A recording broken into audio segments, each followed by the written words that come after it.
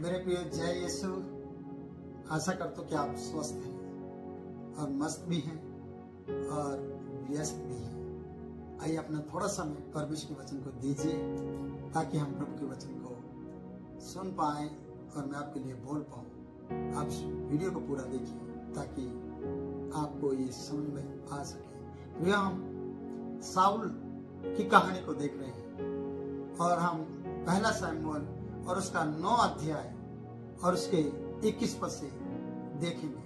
आइए हम इस वचन को पढ़ेंगे। परमेश्वर के वचन में इस प्रकार से लिखा है, जब वो शमूएल से बातें कर रहा था और उसने अपने घराने की बात की और शमूएल उससे कह रहा था कि सब कुछ तेरे घराने का, तेरे पिता का है और तेरा है। और उसने जब ये सारी बातें सुनी, पिछली वीडियो में ये सारी बातें मैंने बताई हैं, जब उसने सारी बातें सुनी तो उसने एक सवाल किया। सवाल ये है, उसने उत्तर दिया, क्या मैं बिन्यामीनी अर्थात सब इजरायली गोत्रों में से छोटे गोत्र का नहीं हूं? ये सवाल था पहला उसका गोत्रों के बारे में। और दूसरा सवाल था उसका, क्या मेरा कुल बिन्यामीन के गोत्र के सारे कुलों में छोटा नहीं है? इसलिए तू मुझसे ऐसी बातें क्यों कहता है? क्यों करता है मुझसे ऐसी बातें कि सब कुछ इजराइल में मेरा है, मेरे पिता का है? ये कैसे हो सकता है? मैं तो गोत्रों में सबसे छोटा हूं। मैं कैसे ऐसा कर सकता हूं या ऐसा सोच भी कैसे सकता हूं? मेरा पिता या मेरे लोग कैसे ऐसा सोच सकते हैं? प्रियो, परमेश्वर के लिए कोई काम असंभव नहीं है। जो काम आपके लिए असंभव है वो उसके लिए संभव है। जो काम आपके लिए कठिन है वो उसके लिए आसान है। इसलिए वचन यहाँ पर बता रहा है कि अगर हम न्यायों की किताब और उसका 6 अध्याय और उसके 15 पद में पढ़ते हैं, 6 के 15 में इस प्रकार से लिखा है, जब गिदोन से परमेश्वर के दूत ने बातें की, यानी परमेश्वर ने बातें की, तो उसने उससे कहा, हे प्रभु विनती सुन, मैं इजराइल को कैसे छुड़ा सकता हूं?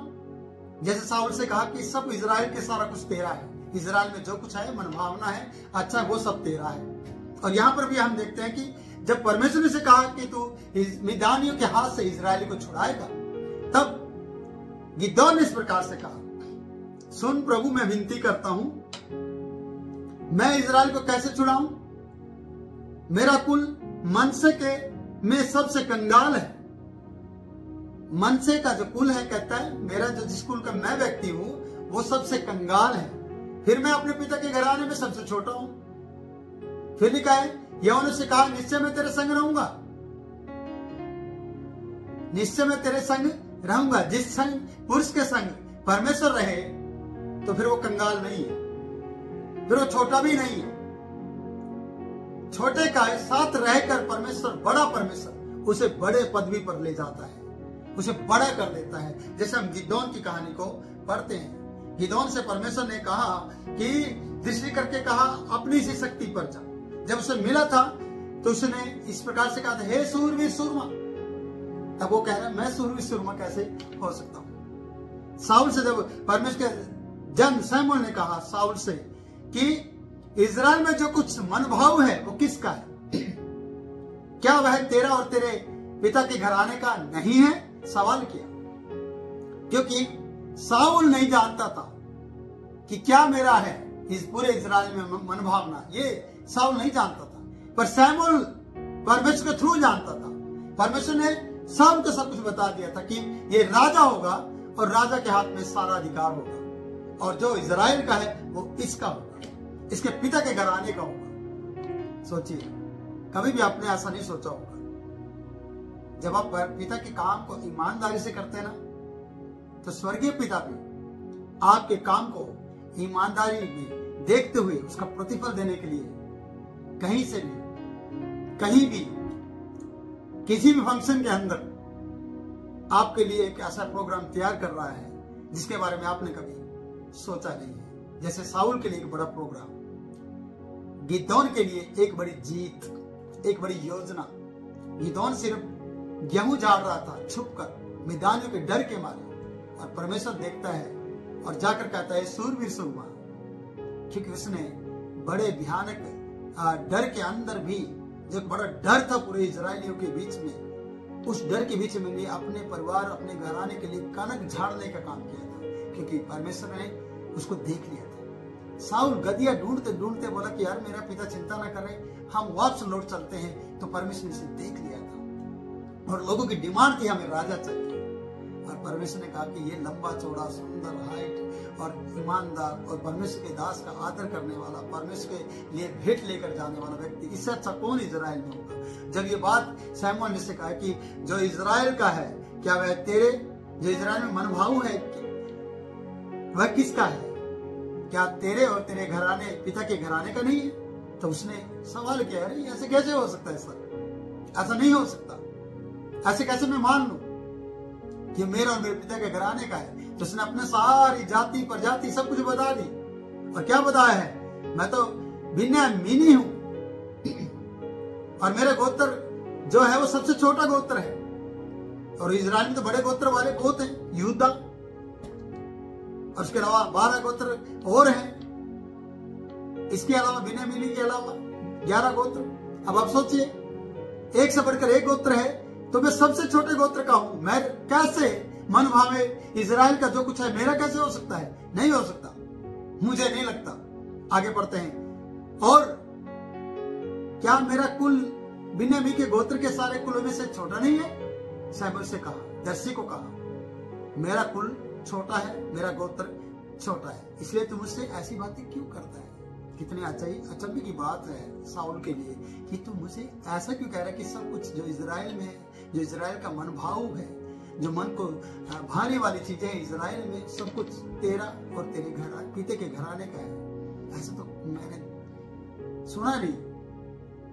हम तो एक नॉर्मल तरीके से जिंदगी जी रहे हैं, छोटे गोत्र के लोग हैं, मन से इसका बिन्यामीन गोत्र के हैं, ऐसे कहकर वो इस तरीके से बात को करता है। तब शमूएल ने उससे बातें की और कहा, साउल उसके सेवक को कोठरी में पहुंचाकर आमंत्रित लोगों के साथ, जो लगभग 30 जन थे, उसके साथ मुख्य स्थान पर बैठा दिया। शमूएल ने साउल को 30 लोगों के बीच में मुख्य स्थान पर बिठा दिया। फिर शमूएल ने रसोइये से कहा, जो टुकड़ा मैंने तुझे देकर अपने पास रख छोड़ने को कहा था उसे ले आ।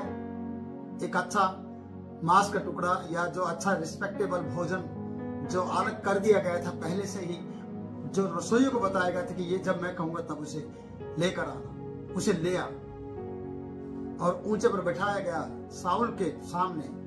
और देखते हैं हम यहाँ पर क्या लिखा है। तब शमूएल ने कहा, जो रखा गया था उसे देख। जो शमूएल के सामने रखा गया था उसे देख।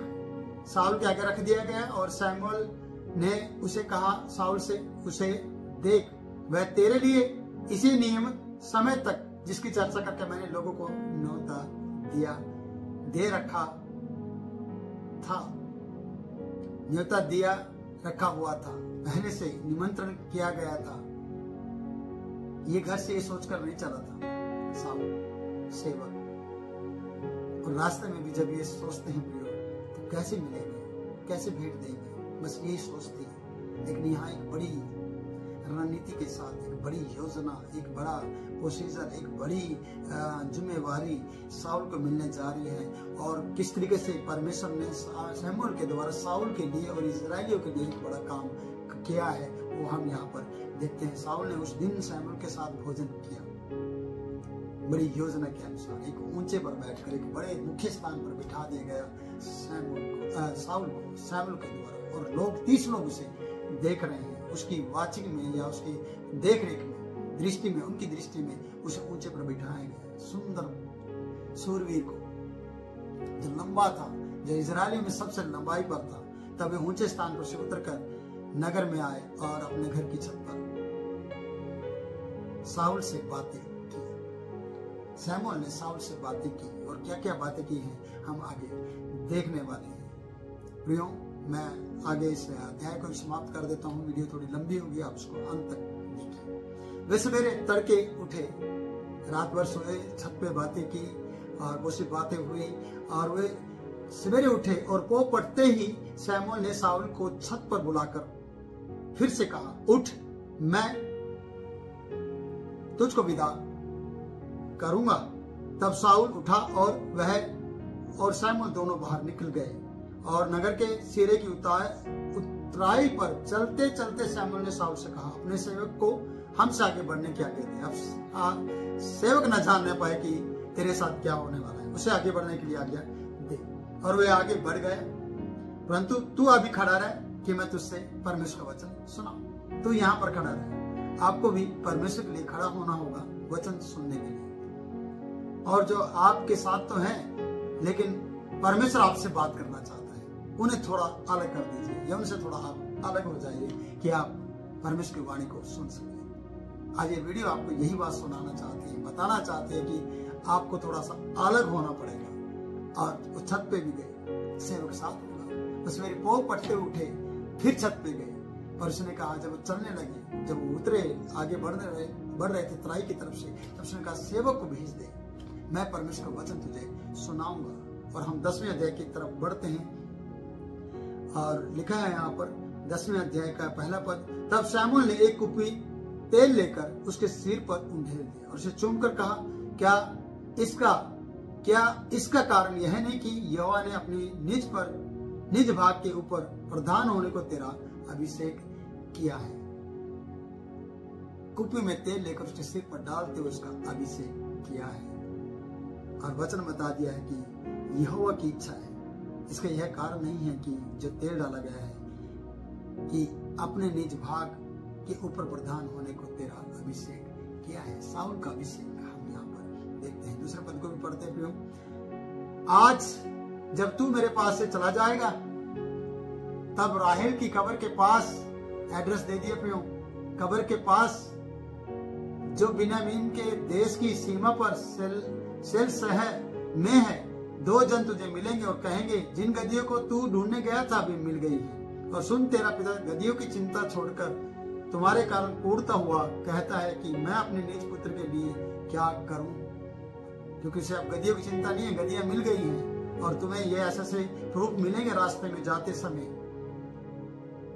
सोचिए, राहेल की कब्र के पास ये सारी बातें होंगी प्रियो। और उसके बाद लिखा है, फिर वहां से आगे बढ़कर जब तू ताबोर के बांज वृक्ष के पास पहुंचेगा, तब वहां 3 जन परमेश्वर के पास बेतेल को जाते हुए तुझे मिलेंगे, जिनमें से एक तो बकरी के 3 बच्चे और दूसरा 3 रोटी और तीसरा एक कुप्पा दाखमधु लिए हुए होगा। वे तेरा कुशल पूछेंगे और तुझे 2 रोटियां देंगे और तू उन्हें उनके हाथ से ले लेना। तब तू परमेश्वर के पहाड़ पर पहुंचेगा जहां परमेश्वर की चौकी है। और जब तू वहां नगर में प्रवेश करे, तब नबियों का एक दल ऊंचे स्थान से उतरता हुआ तुझे मिलेगा। और उसके आगे सितार, डब और बांसुरी और वीणा होंगे और वे नवत करते होंगे। तब यहोवा का आत्मा तुझ पर बल से उतरेगा और तू उसके साथ होकर नबूत करने लगेगा और तू परिवर्तित होकर और ही मनुष्य हो जाएगा। और जब ये चिन्ह तुझे दिखाई पड़ेंगे, तब जो काम करने का अवसर तुझे मिले उसमें लग जाना, क्योंकि परमेश्वर तेरे संग रहेगा। जो काम तुझे करने का अवसर मिले तो उसमें लग जाना। क्या अवसर मिलेगा?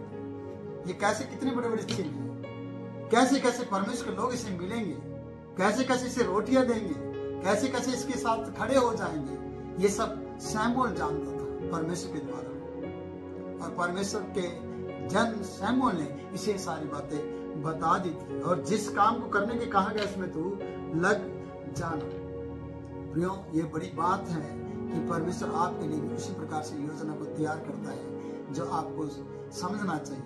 और ये योजना परमेश्वर बना रहा है आपके लिए, हम सब के लिए। और जब तक वो योजना बना रहा है तब तक आप परमेश्वर के साथ अपना समय बिताएं। और जितना आप अपने समय के साथ बिताएंगे उतना आप आशीष के भागीदार हो जाएंगे।